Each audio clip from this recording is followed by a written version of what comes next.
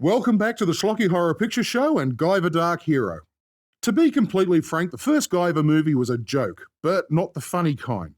Despite some good special effects and an interesting cast, the movie crashed and burned and crashed again, hampered by preposterous acting, tiny budget, corny music, and a tongue-in-cheek attitude.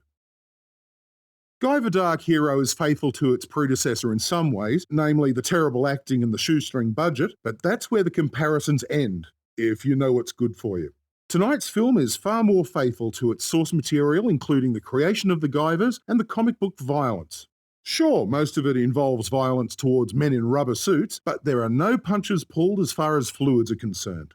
The evil alien bastards are melted, decapitated, electrocuted, get their wrists broken, get their eyeballs poked out, get punctured hundreds of times by elbow swords, and vomit litres of blood in the process.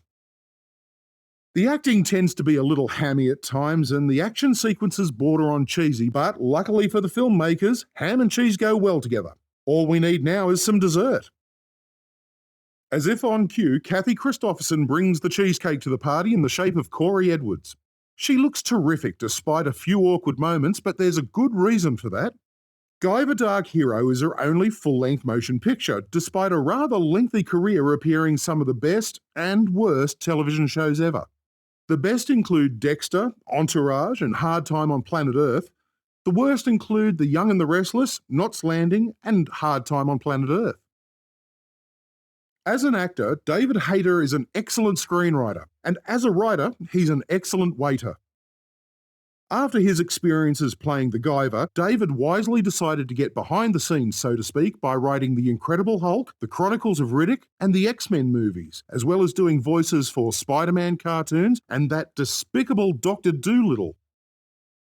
He's found his niche and he's crawled back into it.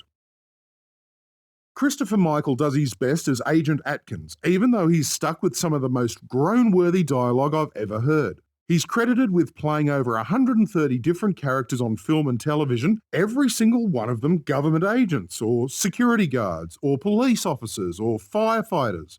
Most actors who like playing authority figures usually become directors, like Clint Eastwood, who started out playing men in uniform in 3 great horror movies: Tarantula, Revenge of the Creature, and Francis in the Navy in 1955. But I digress.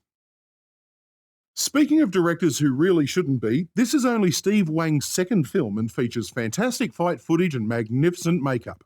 This should come as no surprise, as Steve has spent most of his career working in special effects on films like The Evil Dead 2, Dead by Dawn, The Monster Squad, Predator, Hell Comes to Frogtown, Beetlejuice, Arena, Deep Star 6, Batman Returns, Gremlins 2, The New Batch, Batman Forever, Men in Black, Godzilla, Bicentennial Man, and that god-awful remake of Bedazzled. Japanese manga comics rarely translate into live action well, and the end product is usually so far removed from the original concept that it becomes physically painful to watch and bears absolutely no resemblance to what you expected. I cringe to think of what the live action version of Akira is going to look like. But Steve Wang has taken the legendary character of the Guyver and done it proud, making a movie that can be entertaining without insulting too many die-hard fans. So let's get back to the almost entertaining and almost insulting Guyver Dark Hero, and remember kids, don't try this at home. Unless your parents are out.